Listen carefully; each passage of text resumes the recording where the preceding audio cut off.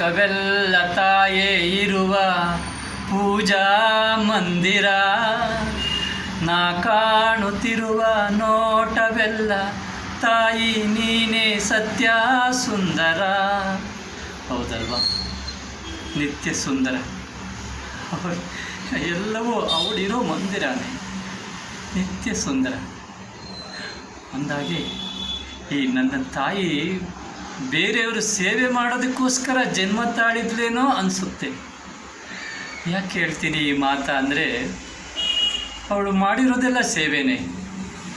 ಈ ಯಾಚಕಟ್ಟ, ಆ ಬುಡ್ಡೆಯಿನ ಮಕ್ಕಳು, ಆ ರಾಮ, ಚಿನ್ನ ಮತ್ತಿನ್ನೊಬ್ಬ ಕರಿಯಣ್ಣ ಅಂತೂ ಯಾರು ಇದ್ದಾರೆ, ಅವುಗಳಲ್ಲಿ ಅವರೆಲ್ಲ ಒಂಥರ ಸಂಸ್ಕಾರ ಇಲ್ಲದ ಜನ, ಒಂಥರ ಕಾಡು ಜನ. ಅವ್ರಿಗೆ ಹೆಣ್ಣು ನೊಂದರೆ ಏನು, ಹೆಣ್ಣು ಹೇಗಿರಬೇಕು, ಹೆಣ್ಣನ್ನ ಹೇಗೆ ನಾವು ಸಂತೈಸಬೇಕು ಅನ್ನೋದೇ ಗೊತ್ತಿಲ್ಲ. ಆ ಚಿನ್ನ ಅಂತ ಇದ್ದಾನೆ ಪಾಪ, ಅದೇನು ಕರ್ಮ ಮಾಡಿ ಅವನ ಹೆಂಡತಿಯಾಗಿ ಹೋಗಿದ್ಲೋ ಆ ಹೆಣ್ಣು, ಅವಳಿಗೆ ಒಂದು ಸ್ವಲ್ಪ ನೀರು ಕೊಡೋದು ತಡ ಆದ್ರೂ ಹೋಗೋದು, ದಬ ದಬ ದಬ ದಬ ದಬ ಏರ್ಬಿಡೋದು.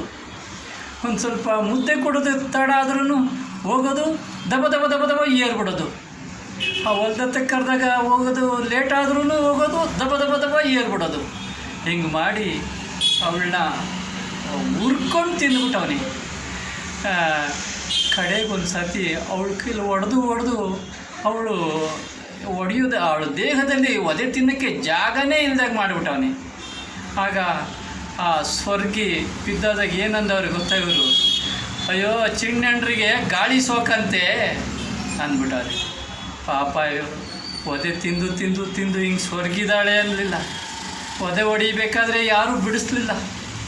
ಆದರೆ ಕಡೆಗೆ ಬಿದ್ದಾಗ ಗಾಳಿ ಸೋಕಂತ ಹೇಳಿ ಅವಳಿಗೆ ದೇವರು ನೋಡಿ, ಈ ಗಾಳಿ ದೇವ್ರುಗಳಿಂದಲೂ ಸುಖ ಬರುತ್ತೆ ಅನ್ನೋದಕ್ಕೆ ಅವಳೇ ಉದಾಹರಣೆ. ಆ ಗಾಳಿ ಸೋಕು ಅಂತೇಳಿ ಒದೆ ತಪ್ಪಿತು. ಅವಳನ್ನು ಕಡೆಗೆ ಆ ರಂಗಸ್ವಾಮಿ ಬೆಟ್ಟಕ್ಕೆ ತಗೊಂಡೋಗಿ, ಆಗ ನೆನಪಾಯಿತು ನೋಡಿ ನನ್ನ ತಾಯಿ ದೇವರೇ.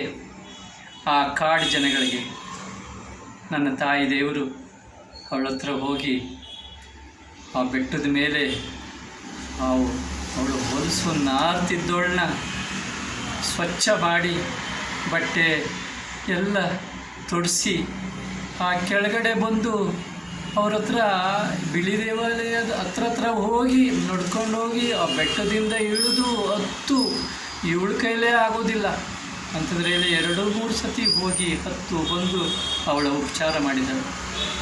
ಅವಳು ಚೆನ್ನಾಗಾದ್ಮೇಲೆ, ಮೋಟಕ್ಕ ಈಗ ಬಂದೇನೆ ಅನ್ನೋಳಂತೆ. ಬಾಳೆ ಚೆನ್ನಾಗಿದೆಯಾ ಬಾರೆ, ಏನಾಗಿಲ್ಲ ಅನ್ನೋಳಂತೆ ಇವಳು. ಯಾಕೆ ಏನಾಯ್ತೆ? ಅಯ್ಯೋ ಆ ಬುಡ್ಡೆ ಮಗ ಹೊಡೆದು ಹಿಂಗೆ ಮಾಡ್ಬೇಕಣೆ, ನನಗೆ ಯಾವ ಸೋಪು ಇಲ್ಲ ಕಣೆ ಮೋಟಕ್ಕ ಅನ್ನೋಳಂತೆ.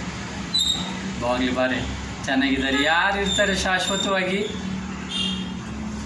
ಯಾರಿರ್ತಾರೆ ಹೇಳು?